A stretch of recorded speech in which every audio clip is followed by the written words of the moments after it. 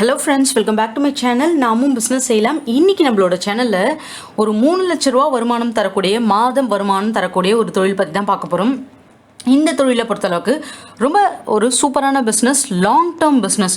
நீங்கள் ஏதாச்சும் long term business செய்யணும் அப்படின்னு சொல்லிட்டு விரும்புகிறீங்க அப்படின்னா இந்த ஒரு இண்டஸ்ட்ரியை நீங்கள் தாராளமாக கண்ணை மூடிட்டு சூஸ் பண்ணலாம். இந்த இண்டஸ்ட்ரி இல்லாமல் பேக்கெண்டில் மெனி ப்ராடக்ட்ஸ் இயங்கவே இயங்காதுங்க, கன்ஃபார்ம்டு அது.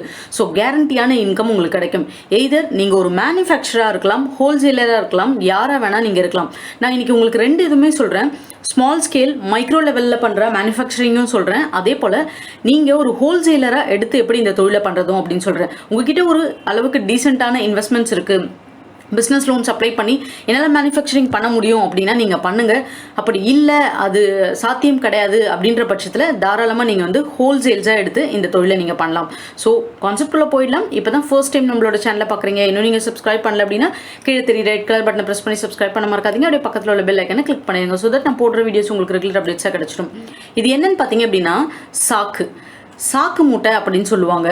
யூஸ்வலாக நம்ம நிறைய பொருட்களை அதாவது அரிசி, பருப்பு, இந்த மாதிரி எக்கச்சக்கமான பொருளை நம்ம டிரான்ஸ்போர்ட்ஸ் பண்ணுறதுக்காக, பேக்கிங் பண்ணுறதுக்காக இதை யூஸ் பண்ணும். இதை மேனுஃபேக்சரிங் பண்ணணும் அப்படின்னா மெயினாக இது எங்கே இருக்குது அப்படின்னு பார்த்தீங்கன்னா நமக்கு நார்த் சைட் தான் இதோட மேனுஃபேக்சரிங் யூனிட் அதிகமாக இருக்கே. ஈவன் இதோட ரா மெட்டீரியல்ஸ், இந்த சாக்கெல்லாம் தமிழ்நாட்டில் இருந்து அவைலபிளாக இருந்தாலுமே இதோட மேனுஃபேக்சரிங் யூனிட் அப்படின்றது அங்கே தான் இருக்குது. அது மட்டும் இல்லைங்க, நிறைய இடத்துக்கு எக்ஸ்போர்ட் ஆகுறதே பார்த்தீங்க அப்படின்னா நமக்கு நார்த் சைட்லேருந்து தான் நமக்கு போர்ட்லேருந்து தான் எக்ஸ்போர்ட் ஆகிட்டு இருக்கு. இந்த இண்டஸ்ட்ரியை நம்ம தமிழ்நாட்டில் ஒரு மேனுஃபேக்சரிங்காக அப்படி இல்லை ஒரு ஹோல்சேலராக ஒரு மேனுஃபேக்சரிங் எடுத்து பண்ணணும்னா நம்ம என்ன பண்ணணும் அப்படின்றத நான் சொல்கிறேன். ஸோ நீங்கள் ஒரு மேனுஃபேக்சரிங்காக பண்ணோம் அப்படின்னா மிஷின்ஸ் உங்களுக்கு தேவை. குறைஞ்சபட்சம் இந்த மிஷினுடைய விலை பார்த்தீங்கன்னா உங்களுக்கு 10 லட்ச ரூபாலேருந்து ஸ்டார்டிங். இதில் manual, semi automatic, fully automatic அப்படின்னு சொல்லிட்டு டிஃப்ரெண்ட் டைப்ஸ் உங்களுக்கு அவைலபிளாக இருக்குது. இந்த ஜூட் பேக் இருக்குது பார்த்தீங்களா, இந்த ஜூட் இது இருக்கிற இந்த மெட்டீரியலை நம்ம ரோல் பண்டல்ஸாக கிடைக்கும். அந்த பண்டல்ஸ்லேருந்து உங்களுக்கு காமனான சைஸ், அதாவது small size, medium size, larger size, அந்த மாதிரி 3 சைஸாக இது கட் பண்ணி கொடுத்துரும் இந்த மிஷின். அதுக்கப்புறம் அதை ஸ்டிச் பண்ணும் ஒரு யூனிட்டில் ஸ்டிச் பண்ணிவிட்டு அதுக்கப்புறம் பார்த்தீங்கன்னா உங்களுக்கு பிரிண்டபிள், மேலே பிரிண்டிங் வேணும் அப்படின்னா மேலே பிரிண்டிங் பேக்ஸ் அது நீங்கள் கொடுக்கணும். நெக்ஸ்ட் நீங்கள் மேனுஃபேக்சரிங் பண்ணணும் அப்படின்னா உங்களுக்கு தேவையானது ஸ்கில்டு லேபர்ஸ் அப்படின்றவங்க கண்டிப்பாக இந்த தொழிலுக்கு ஒரு மேனுஃபேக்சரிங்காக நீங்கள் ஸ்டார்ட் பண்ணும்போது உங்களுக்கு தேவை. அதுக்கப்புறம் பார்த்தீங்க அப்படின்னா அதுக்கு உங்களுக்கு ஒர்க்கிங் கேபிட்டல் தேவை. ஸோ ஒரு 3 லேக்லேருந்து ஒரு 4 லேக்ஸ் ருபீஸ் வரைக்கும் உங்களுக்கு ரா மெட்டீரியல்ஸ் அது உங்களுக்கு தேவை. இதுக்கு நெக்ஸ்ட் பார்த்தீங்கன்னா குடோன் ஸ்பேஸ் உங்களுக்கு தேவை. ஸோ ஆக மொத்தம் பார்த்தீங்கன்னா உங்களுக்கு ஒரு 15 லேக்ஸ் நீங்கள் வச்சா உங்களால் தாராளமாக ஒரு மேனுஃபேக்சரிங் யூனிட் ஸ்டார்ட் பண்ண முடியும். பட் அப்படியெல்லாம் எங்களால் வைக்க முடியாது, அந்தளவுக்கு எங்களுக்கு வசதி கிடையாது அப்படின்னு நீங்கள் நினைக்கிறீங்க, ஒரு ரீசெல்லிங்காக நீங்கள் எடுத்து பண்ணலாம் அப்படின்னு நினைக்கிறீங்க அப்படின்னா கண்டிப்பாக தாராளமாக இது பண்ணலாம். அது எப்படி பண்ணும் அப்படின்னு நான் சொல்கிறேன் உங்களுக்கு.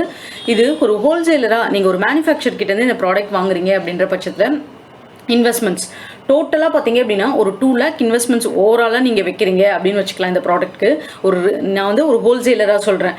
ஒரு பேக் பார்த்தீங்கன்னா 45 ருபீஸ்லேருந்து 50 ருபீஸ் வரைக்கும் அவைலபிளாக இருக்குது. மொத்தமாக பார்த்தீங்கன்னா ஸ்மால், மீடியம், லார்ஜ் இந்த மாதிரி டிஃப்ரெண்ட் டைப்ஸில் உங்களுக்கு சைஸஸ் அவைலபிளாக இருக்குது. மீடியம் சைஸ்னு எடுத்துக்கிட்டிங்கன்னா உங்களுக்கு 45 ரூபாலேருந்து 50 ரூபா வரைக்கும். ஆனால் வெளியே பார்த்தீங்கன்னா இதோட செல்லிங் காஸ்ட் 70 ரூபா. ஆனால் நம்ம டைரக்ட் மேனுஃபேக்சர்ஸ் கிட்ட போய் இதை வாங்கும் போது நம்மளோட காஸ்டிங் அப்படியே கம்மியாயிடும். மெயினாக இதை யூஸ் பண்ணுறதுக்கு என்ன ரீசன் அப்படின்றதையும் பார்த்துடலாம். இது பயோடிகிரேடபிள். இதில் பார்த்தீங்க அப்படின்னா லேமினேட்டட் ஃபுட் கிரேட், இது LDPE. அதே போல் பார்த்தீங்க அப்படின்னா உங்களுக்கு ஸ்பிளாஷ் ரெசிஸ்டன்ட், வைப் கிளீன், இது மஸ்லின் லைன்டு. இவ்வளோ பெனிஃபிட்ஸ் இருக்கிறதுனால தான் நிறைய பேர் உங்களுக்கு இந்த லியோ பேக்ஸ் அப்படின்னு சொல்லிட்டு வரும். ஒரு பிளாஸ்டிக் மெட்டீரியலில் ஃபார்ம் பண்ணுறது. பிளாஸ்டிக் மெட்டீரியல்ஸ்னால் அதில் வெங்காயம், உருளைக்கிழங்கு அந்த மாதிரிலாம் போட்டு வர மூட்டை. இப்போ பிளாஸ்டிக்கை தடை பண்ணுறாங்க அப்படின்னா கண்டிப்பாக அந்த மாதிரி பேக்ஸ்லாம் தடை பண்ணிடுவாங்க. ஸோ நம்மளால் மார்க்கெட் பண்ண முடியாது. அந்த மாதிரி எப்பயுமே இந்த கன்னி பேக் அப்படின்றது உங்களுக்கு தாராளமாக த்ரூ த இயர் உங்களுக்கு ஒரு வியாபாரத்தை உங்களுக்கு கொடுக்கக்கூடியது தான் இந்த பிஸ்னஸ்ங்க.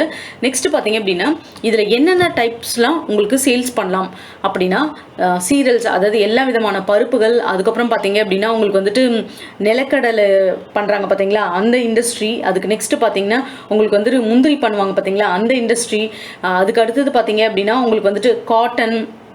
இது இல்லாமல் உங்களுக்கு நிறைய காஃபி பீன்ஸ், கொக்கோ பீன்ஸு, அரிசி, அதுக்கப்புறம் கோதுமை, உங்களுக்கு சோளம், இந்த மாதிரி எல்லா விதமான ஈவன் சிமெண்ட்டு, ஃபர்டிலைசர், சுகர், இந்த மாதிரி எல்லா விதமான ப்ராடக்ட்ஸும் வந்து உங்களால் இதில் பண்ண முடியும் இந்த பேக்ஸில். ஸோ இது மெயினாக எதுக்காகனா இந்த இண்டஸ்ட்ரி எல்லா இண்டஸ்ட்ரியுமே இதோடைய தேவைகள் அப்படின்றது அதிகமாக தான் இருக்கும்.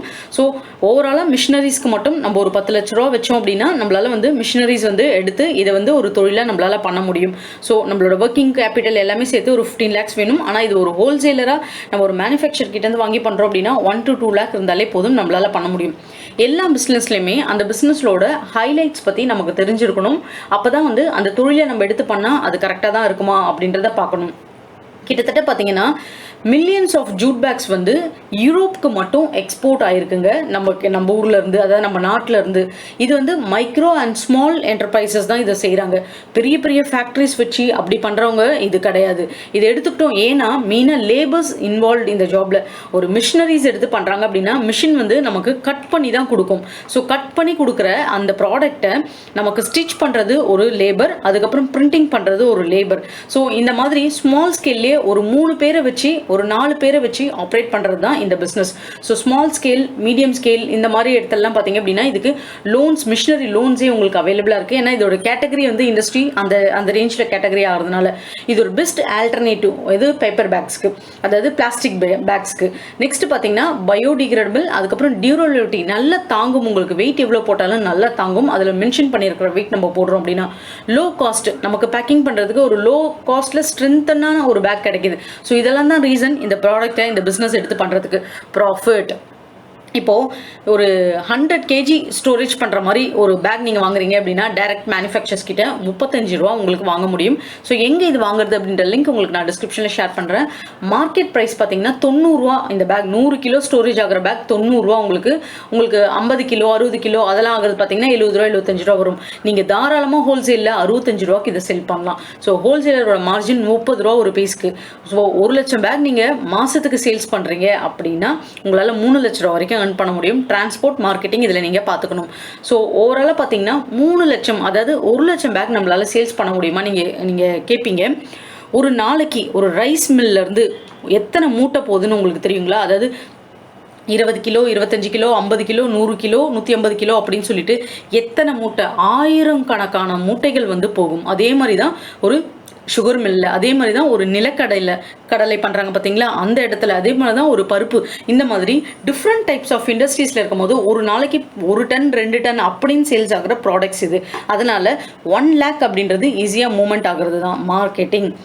இந்த பிஸ்னஸ்க்கு மார்க்கெட்டிங் ரொம்ப ரொம்ப அவசியம். நீங்கள் ரைஸ் மில், பல்ஸ் மில், அதே போல் டைரக்ட் ஸ்டாக்கிஸ்ட், டிஸ்ட்ரிபியூட்டர், டீலர், இந்த மாதிரி ஹோல்சேல் மார்க்கெட்டில் இருக்கிறவங்க, நான் உங்களுக்கு ஆல்ரெடி சப்ளை பண்ணுவாங்க பார்த்தீங்களா ஸ்டாக்கிஸ்ட், இவங்களுடைய கான்டாக்ட்ஸ், இவங்க மூலயமா இந்த ப்ராடக்டை நீங்கள் சேல்ஸ் பண்ணும்போது உங்களுக்கு நல்ல ஒரு லாபம் கண்டிப்பாக கிடைக்கும். ஏன் அப்படின்னா நம்ம இப்போ இங்கே மார்ஜின் பார்த்தோம், 30 ரூபா ஒரு பீஸ்க்குன்னு பார்க்குறோம் இல்லைங்களா. உங்களால் வந்து டைரெக்டாக போயிட்டு ஒரு பர்சன்ஸ் கிட்ட கொடுத்து சேல்ஸ் பண்ண முடியுது அப்படின்னா தாராளமாக உங்களால் வந்துட்டு இந்த மார்ஜின் வந்து ஏர்ன் பண்ண முடியும். இன்கேஸ் நீங்கள் வந்து அந்த மாதிரி என்னால் டைரெக்டாக போயிட்டு சேல்ஸ் பண்ண முடியாது அப்படின்னு நீங்கள் நினைக்கிறீங்க அப்படின்னா அப்போது நீங்கள் வந்து ஒரு ஹோல்சேலரையோ, ஒரு டீலரையோ, ஒரு டிஸ்ட்ரிபியூட்டரையோ, ஸ்டாக்கிஸ்டையோ நீங்கள் காண்டாக்ட் பண்ணணும். அப்படி காண்டாக்ட் பண்ணும்போது அவங்களுக்கு அந்த மார்ஜின் வந்து நீங்கள் கொடுக்கணும். அந்த மார்ஜின் நீங்கள் கொடுக்கும் போது தான் அவங்க வந்து உங்கள் ப்ராடக்டை வந்து மேலே கொண்டு வருவாங்க. ஸோ நீங்கள் ஒரு பல்காக சேல்ஸ் பண்ணும்போது உங்களோட மார்ஜின் அந்த இடத்துல 30 ரூபான்றது ஒரு 25 ரூபா, ஒரு 5 ரூபா வந்து ஒரு பீஸ்க்கு கொடுக்குற மாதிரி ஒரு டிஸ்ட்ரிபியூட்டருக்கு நீங்கள் வந்துடும். ஆனால் இங்கே 1 லட்சம் பீஸ்ன்னு இருக்குது பார்த்தீங்களா, உங்ககிட்ட எடுக்கிற ஸ்டாக்கிஸ்ட்டு ஒரு நாளைக்கே பார்த்தீங்கன்னா 10,000 பீஸ், 15,000 பீஸ் அந்த மாதிரி எடுப்பாங்க. நீங்கள் நல்ல மார்ஜின் கொடுத்துக்கிறீங்க அப்படின்னா. யூஸ்வலாக ஒரு மேனுஃபேக்சரிங் பிஸ்னஸ் நம்ம ஸ்டார்ட் பண்ணுறோன்னா என்ன சொல்லுவாங்கன்னா, மேனுஃபேக்சரரை விட நம்ம இன்பிட்வீனில் வந்து ஸ்டாக்கிஸ்டாவோ ஒரு டீலர்ஸாவோ எடுத்து பண்ணுறாங்க பார்த்தீங்களா, அவங்களுக்கு தான் வருமானம் ஜாஸ்தின்னு சொல்லுவாங்க. யூஸ்வலாகவே சொல்லுவாங்க. நிறைய பேர் வந்து அதை நம்ப மாட்டாங்க. ஆனால் கண்கூடான உண்மை. நான் அகர்பத்தி பண்ணிகிட்டு இருக்கும் போது அப்படி தான் மேனுஃபேக்சரிங் பண்ணுற எனக்கு வந்து ப்ராஃபிட்னு பார்த்தீங்க அப்படின்னா ரொம்ப குறைச்சலான ப்ராஃபிட் தான். ஆனால் அதை டிஸ்ட்ரிபியூட் பண்ணுறேன்னு ஒருத்தர் வாங்கிட்டு போனார் பார்த்தீங்களா, அவருக்கு நல்ல மார்ஜின், எனக்கு ஈக்குவலான மார்ஜின் அவருக்கு. ஏன்னா அப்போ தான் ஒரு பல்காக சேல்ஸ் பண்ணுவானார். ஒரு நாளைக்கு வந்து ஒரு 50 கிலோ, 100 கிலோ, 200 கிலோன்னு நான் சேல்ஸ் பண்ணுறேன்னா ஒரு பீஸ்க்கு இவ்வளோ, ஒரு டப்பாக்கு இவ்வளோ, அந்த மாதிரி என்கிட்ட சார்ஜ் பண்ணாங்க. ஸோ அதுலேருந்து தான் எனக்கு தெரிஞ்சுது, நம்ம என்னதான் ஒரு மேனுஃபேக்சராக மிஷினரிஸ்லாம் வாங்கி போட்டு 2 லட்சம் 3 லட்சம் இன்வெஸ்ட் பண்ணி பண்ணால் கூட நம்மளோட ப்ராஃபிட்டும் ஒரு டிஸ்ட்ரிபியூட்டர் ப்ராஃபிட்டும் ஒன்று தான். அவங்களுக்கு எந்த ஒரு வேலையும் இல்லை, அப்படியே என்கிட்டேருந்து பொருளை வாங்கி. ஆனால் கான்டாக்ட்ஸ் வச்சுருக்காங்க அவங்க, ஒரு கடைகள்லையும் மார்க்கெட்லேயும் ஒரு கான்டாக்ட்ஸ் வச்சுருக்காங்க. அந்த கான்டாக்ட்ஸ் வச்சு அவங்க ஈஸியாக வந்து என்னோடய ப்ராடக்ட்ஸை சேல்ஸ் பண்ணிடுறாங்க. அப்போ தான் எனக்கு தெரிஞ்சது, ஓகே ஒரு டிஸ்ட்ரிபியூட்டர் ஒரு டீலர்ஸ் வந்து நல்லா ஏர்ன் பண்ண முடியும். ஈவன் மேனுஃபேக்சரராக இன்கேஸ் அந்த மேனுஃபேக்சரர் டைரெக்டாகவே மார்க்கெட்டை பிடிக்கிறாங்க. இப்போது நம்ம இந்த ஆச்சி மசாலா, சக்தி மசாலாஸ் இதெல்லாம் பார்ப்போம். அவங்க ஒரு பர்சன்ஸ் வருவாங்க பார்த்தீங்களா கடைங்களுக்கு அவங்களோட பொருளை போடுறதுக்கு. அவங்கெல்லாம் பார்த்தீங்கன்னா ஸ்டாக்கிஸ்ட் டைரக்ட் ஆச்சி மசாலாவே டைரெக்டாக எம்ப்ளாய் பண்ணியிருப்பாங்க. அவங்களுடைய நேம்லேயே வந்து அவங்களோட ரோல் வந்துடும். ஸோ அதனால் அவங்களுக்கு வந்து பார்த்திங்க அப்படின்னா ப்ராஃபிட் அப்படின்றது கம்பெனி நிர்ணயம் பண்ணுறது. ஆனால் ஒரு டிஸ்ட்ரிபியூட்டர் அவங்க ஆச்சி மசாலா ப்ராடக்ட்ஸ் மட்டும்தான் பண்ணுவாங்க, சக்தி மசாலா மட்டும்தான் பண்ணுவாங்க, வேறு சில ப்ராடக்ட்ஸ் அவங்க போட மாட்டாங்க. அந்த மாதிரி உங்களுக்கு ஸ்டாக்கிஸ்ட் கிடைக்கிறாங்க அப்படின்னா நம்ம லாபம் பார்க்க முடியும். ஆனால் பலதரப்பான ப்ராடக்ட்ஸ் நம்மளோட பேக் கூட சேர்த்து அவங்க பேப்பர் பேக்ஸ் பண்ணுறது, அதர் கம்பெனிஸ் ஜூட் பேக்ஸ்லாம் அவங்க பண்ணுறது அப்படின்னு அவங்க பண்ணிட்டு இருக்காங்க. ஒரு டீலரோ ஒரு ஸ்டாக்கிஸ்டோ அப்படின்னும் போது நமக்கு வந்து மார்ஜின் வந்து ஒரு ரேஞ்ச் தான் கிடைக்கும் மேனுஃபேக்சராக. ஆனால் ஹோல்சேலராக அந்த ஹோல்சேலராக நம்ம இருக்கிறோம் அப்படின்ற பட்சத்தில் நமக்கு நல்ல ஒரு லாபம் இந்த இண்டஸ்ட்ரியிலேருந்து கிடைக்கும். இதுக்கு தேவையான எல்லா டீட்டெயில்ஸும் நான் டிஸ்கிரிப்ஷனில் ஷேர் பண்ணேன், செக் பண்ணி பாருங்கள். இந்த வீடியோ உங்களுக்கு பிடிச்சிருந்தா அஸ் யூஷுவல் நம்மளோட சேனலை சப்போர்ட் பண்ணுங்கள், சப்ஸ்கிரைப் பண்ணுங்கள், அப்படியே உங்கள் ஃப்ரெண்ட்ஸ் கூட ஷேர் பண்ணிவிட்டு லைக் பண்ண மறக்காதீங்க. தேங்க்யூ.